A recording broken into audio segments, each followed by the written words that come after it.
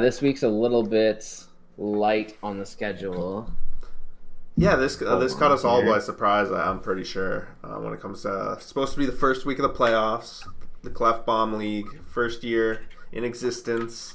The hype is getting real. You're warning everybody about all the consequences, all this stuff, and it turns out that 6 teams have a bye week, and it's just like what is it? The quarterfinals being played, so 4 teams in action. Sure enough, it's both of us, so at least it gives us a little bit more to talk about, probably. But It's pretty funny though, because the whole time when I kept sending out the alerts about teams being locked and whatever, I had a offline conversation with Nick, just trying to figure out the logistics of it, because I just told him, I was like, I don't know the answer. Like, I don't want to be uneducated on the matter, but just in terms of when a team would be locked. Like after the season? Or the playoffs? Yeah, because there's an option saying once you're eliminated, you're locked. Oh, okay. So I was like, okay, so what are the logistics? Because I thought, okay, well, maybe, after this week, whoever the losers are, they get locked and whatever. We talked about it all day. Probably like 50, 60 messages back and forth. I'm like, maybe there's a little info thing where I can get some clarity on this. Yeah. So I go to the commissioner setting tabs. I turn the lock setting off.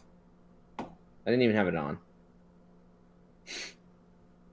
What? It wasn't on. All of this talk about locks, I didn't even have it on. Okay, and you can't. There's no lock teams. I can, but it doesn't make sense because I think it should just if teams that are out shouldn't be made. Well, I guess they can they be doing waivers? They might want to keep. Well, if you and I are playing, let's say, and I drop a guy, I don't know, let's say Larkin, just for example, and somebody who's eliminated is like, ooh, I could keep Larkin for 9th. I'm down with that. They grab him even though they have nothing to do with the pool. Why should we stop that? That should be allowed. It does open the door to collusion, but you got to trust all the GMs are above board in that situation, right?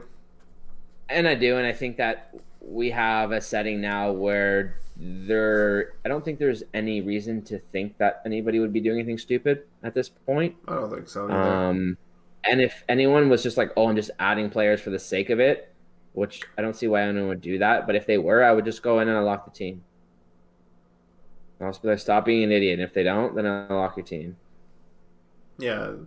If I have to. But I don't see ever having to even have that conversation, let alone take the second step. Yeah, I hope not. Sure. So for sure. I don't think it would. So, but yeah. So that being said, there's no lock teams. So if you let this be your warning, everybody. No lock teams. Yeah, exactly. But it's also like I just said as an example, if you're eliminated, keep your eyes on the waiver list. Somebody who's on the verge of being eliminated, for example, me. Let's say I'm on the verge of being eliminated and Binnington is not playing that day. I might drop him as a Hail Mary. Yeah. Right? Hail Marys are going to happen for sure. I mean, waiver one. That's where I think these waiver bids are going to come into play because, again, let's use that same example. I drop Binnington just because I'm not going to not go for it, right? But then somebody's going to take him. So, whoever has the most money is probably going to be the one who gets him, right? So I'm still interested to see what it's going to be like with everybody in action next week, because everyone will be in action next week. I will, full disclosure, have to review the waivers because I might have to change that next year. Because if everybody's making 7, if there's 4 matchups, so 8 teams making 7 ads a week, on average 1 per day, that's going to be if they're on waivers for 2 days, that means that you're going to have 14 to 20 people on waivers every time you look at waivers, which is probably too many. I don't know. Might have to be reviewed. That's all I'm saying. Well, aren't we switching it to 4 ads a week next week anyway? For next year, you mean? Yeah, next year, yeah. Yeah. So it won't be 1 a day anymore. It just means if you're going to drop someone too, you should think twice before dropping to add someone right now. Coming up into the next week, maybe. Yeah, but again, if you're People make Hail Marys, right? Like, Yeah, if you've got a guy you like that you really don't want to drop, but he's not playing that day, you're not going to keep him and get eliminated. Yeah, yeah, you're going to take the shot and be like, hopefully he has a cold week next week and he's below replacement level, so it really doesn't matter. Yeah, it's but true. You could drop him and then he could be a stud that carries somebody else past you. So that it'll be interesting to see any mistakes that are made. But that's why I like the free agent waiver wire, because, like, let's say I drop Binnington and Nick has Price and Rask. He could decide, okay, fuck Price, I'm going to claim Binnington and then drop Price. Now I have Binnington, Rask. That changes the game for him. Yeah, definitely in theory.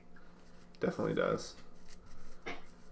So it's interesting. Me and you have a potential to face off next week.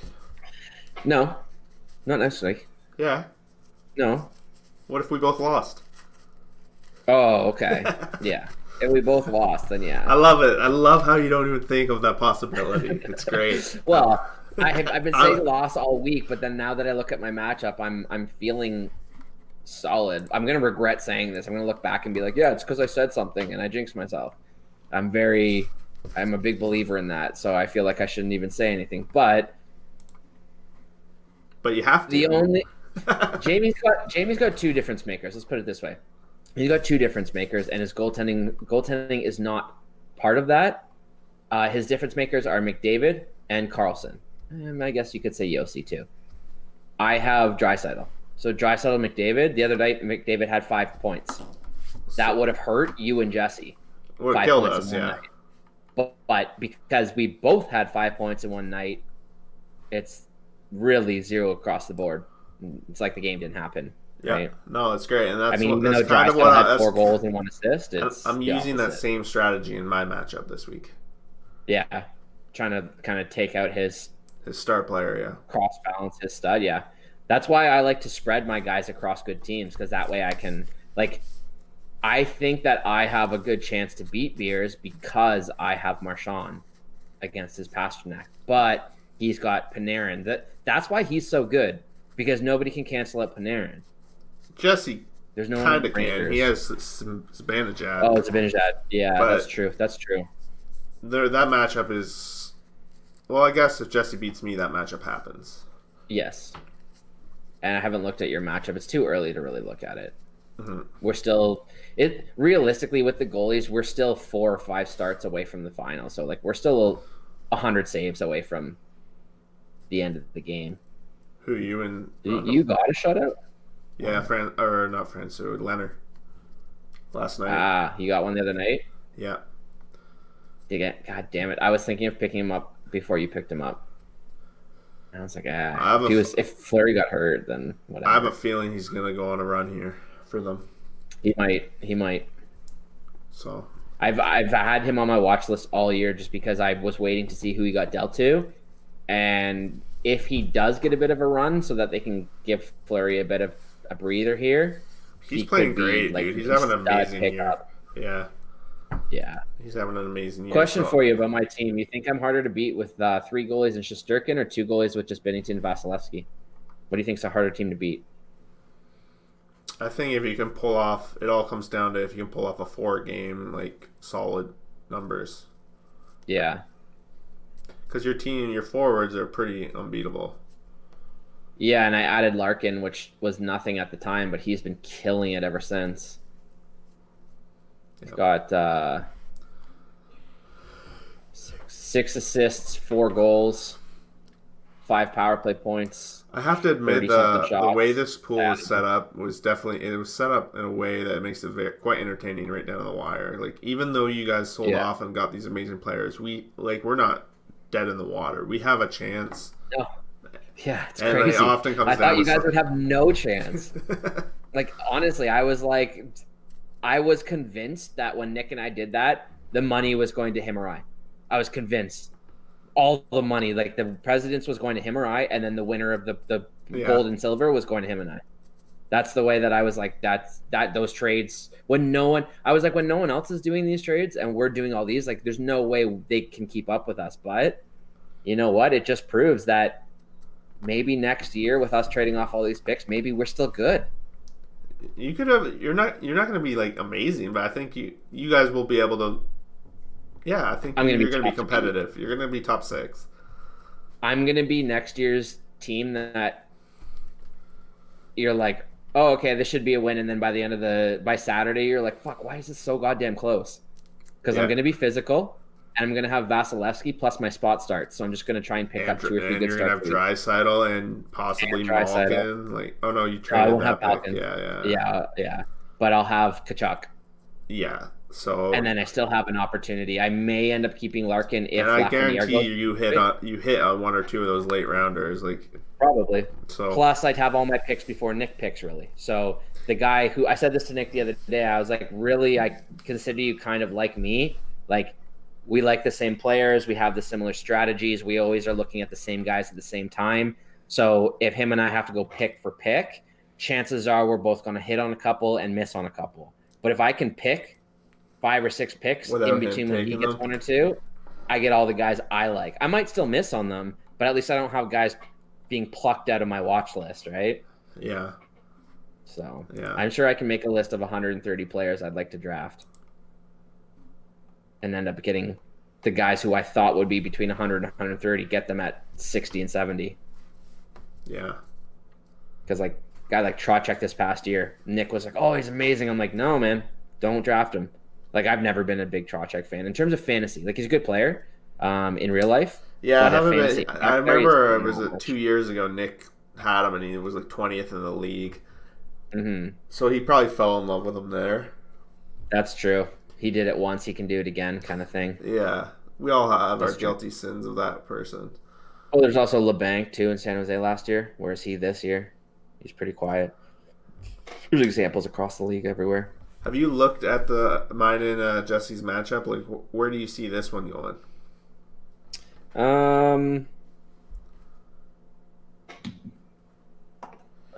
It's honestly too early to tell. Like, there's a few of these categories that are so damn close, and I've only had 1 goalie start, and he's had 1.5. I guess you call the Varlamov start, or he came in yesterday.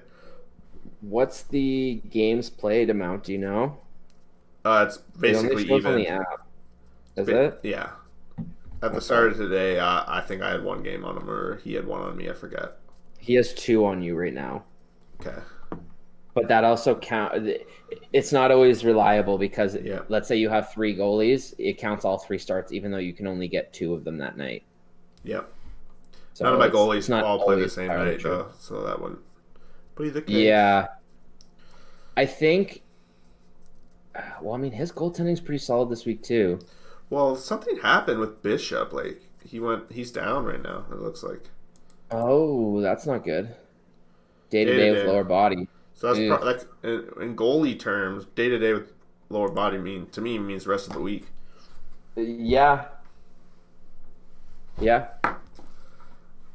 And Varlamov went in after he had that great Hutchison game. It was great, but not a lot of shots against him.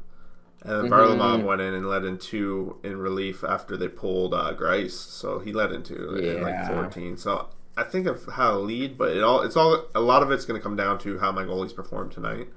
Got Kemper versus Vancouver and Francouz versus Anaheim. Decent matchups. Yeah. I'm pretty confident in.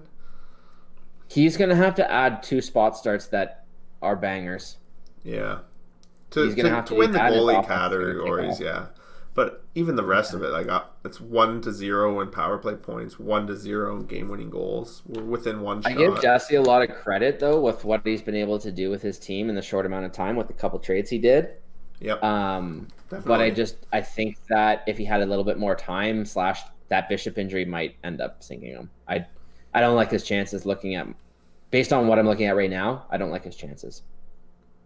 I would say you probably have at least 70% chance of the win right now. If not closer to 80. I appreciate that. That's what it's early. It's early. It is still early, but as of right now, I would put. If I get another shutout tonight, it's good. I'm in good shape. It's close to game over, and I don't even want to talk about my matchup because of the whole jinx thing I was talking about. You talk about my matchup. You want me to talk about yours? Quickly, yeah. I was kind of I'm looking at yours. I'm thinking it's in trouble. He added Talbot today, who had let in 2 last I looked.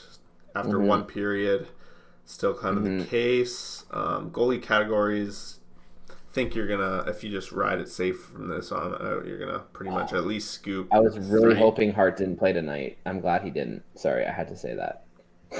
Yeah, he's playing tomorrow against Carolina, which I don't know. It's weird because are they on the road tomorrow? No, that's why they're at home tomorrow. So Hart is going to be. But I don't know. I think Carolina is a team that can definitely put up a 5 spot on them. So I wouldn't sweat it too much. No. Yeah. No, I'm not too. I think I got the goalies because I mean, Vasilevsky lost 2-1 to Boston. That's a tough loss, right? Mm-hmm. So I mean, he's gonna need some big points from his players. So he's gonna I think you have the stronger hitting team. I think you have the more shots team. So I think there's a good chance. I think it's kind of. What's the percentage for you? I would say 80%. Same thing, 70-30? Yeah. 80-20? I'd say 80, yeah. That's kind of how I'm feeling right now. Maybe a smidge higher. His goalies are like, it's just hard for his goalies to even have a chance to come back because that's his or is that only his second start? Talbot's his second start, right? Yeah, so he still has to get 2 more. I only have 2 as well, but but you have Binnington against Jersey very likely, which would be at home, which is probably a pretty great spot. I don't see them playing. No, they're at Jersey. They're at Jersey and at Chicago. Wait, what's the 4 is Wednesday, 5, 6, 7, 8 is Sunday, right? So he's got a Sunday, Monday game. Yeah, he's probably going to be sitting on that Florida game. Yeah, so you think he'll play the Sunday? It looks Chicago? Like from what I can see, he usually. Oh no, that's not even true. I was going to say he usually has the first game off. Or on, but that's not true. It looks like could be anything. So I mean, the pattern seems to be that he sits at home, but that's a pretty small sample size. I can't bank on that start versus Chicago, but you got to think for a Chicago divisional rival, you got to think they probably would go Binnington maybe. Yeah, Florida, a team from another conference, you probably go with your backup. It's probably the logic more times than not. Yeah, the team that's more out of it too. They're not. Well, they're both pretty out of it, but. So I got Binnington at Jersey, Binnington at Chicago, and then I got Vasi, Montreal. That could be first Montreal. Yeah. Another Boston rematch. Would they play McElhinney versus Boston? Probably not. Hell no. They're not. They would not. In their locker room. Versus Detroit. Yeah, in their locker room, they think they can beat Boston still in the division, so you got to think they'll probably go at it. Yep, and then you got Detroit the next day, which is like who you send your backup against. I was really banking on Francouz playing Detroit, but I still, depending on the starts, I'm still probably going to add 1 goalie start between now and the end of the week, just because I don't want to bank on that Sunday with Binnington. If he ends up playing great, I'll get a 5th appearance, but I don't want to miss it and then be stuck on a Sunday. But my team's set up nicely for this week for drops. I got 2 possible drops on a Sunday, so I can save that to see if I even need them. If not, then I can set myself up for next week. Yep, gonna be nice. I'm excited. I have a feeling like I played the waiver wire pretty good this week. I even set my alarm to go off at midnight last night to pick someone up. So really, yeah, that's funny. I have to make sure I get him. But then I realized Nick isn't playing this week, so I probably didn't need to do that. But just when you sleep on something, he'll fucking... He literally, if I ever sleep on a fucking player, he will take him almost every time. It makes me want to pull my hair out. I know. That's what I said to him the other day. It's like, it's a compliment that you're annoying as fuck, because it's like... Yeah. I'm sure that if you compared our watch list, 90% of them are the same. I'm sure when you do, like, he likes to do mock drafts. I'm sure when he does all his mock drafts, they're very similar to like what you and I would draft. Like, so it just makes it difficult because it's like all the same players we like and we want to take and we want to watch are that close to being taken off the waiver wire by 2 other people who similarly think on that kind of stuff. So it's like, fuck. But it looks like I'm on a crash course potentially to play him. Yeah, you and Nick and me and Beers. which would be hilarious. The two teams that did a little bit of tinkering versus the two teams that did fucking moving heaven and earth. Although I'm happy with my picks, like where I'm picking. Like I traded a lot of picks. Yeah, you're in good but shape. I'm only 18 rounds down. Nick is 45 rounds down. Beers is the only team that I haven't beat this season. Wow, that goes for most people. Fair enough. Yeah. I think he's only You haven't beaten me yet either, Tori. Actually, I don't know. I haven't beat you. No, you haven't. Oh, okay. But 31 points. It's a lot of points. I don't know if anyone's going to eclipse 30 points in a while. It's a good season, but there's a lot of parity too, which it's just been great. I've very much enjoyed this. It's renewed my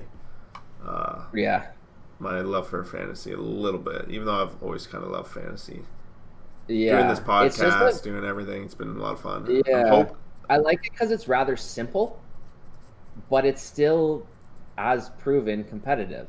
I mean, if Ben paid more attention, there's no way he would have only had 6 points. No way. So that's probably 10 or 12 points. So that's, when you go through all the teams, there's probably, 15, 20 points you can move around. If not a little bit more than that. So. Yeah, and I really envision, like, things growing, like, with this. I don't know where you see with this podcast going, but I kind of envision it going on further to like baseball, like even if it's not like I want to like have baseball. It'd be interesting if like just for instance ever the league gets to a point where like we have like a general managers meeting like every 2 months, everyone shows up, talk like this issues. If they can't get on this, they can at least listen and type, and they'll just like I don't know, just a community that loves the game as much as me. And that's what I feel like this group has, that potential, and I just want to keep growing on it. And that's why I don't want the off season of hockey to be nothing.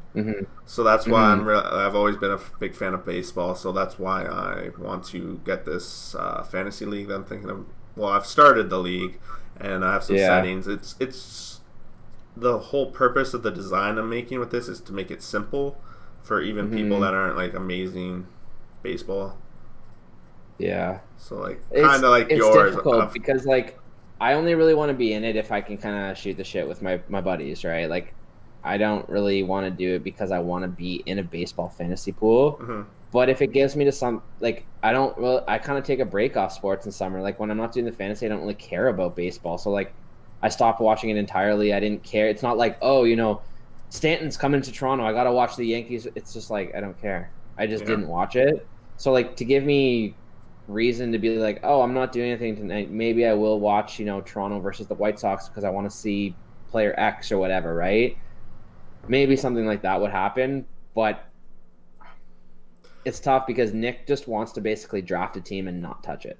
Well, that's somewhat what my team my pool but he doesn't want to do any touching. No touching. You draft and that's your team, and I'm like I don't want to do that. No, that's boring to me. Like to me, I would be okay in a pool where it's 1 out a week because it's like the pool I'm designing, small tinkering.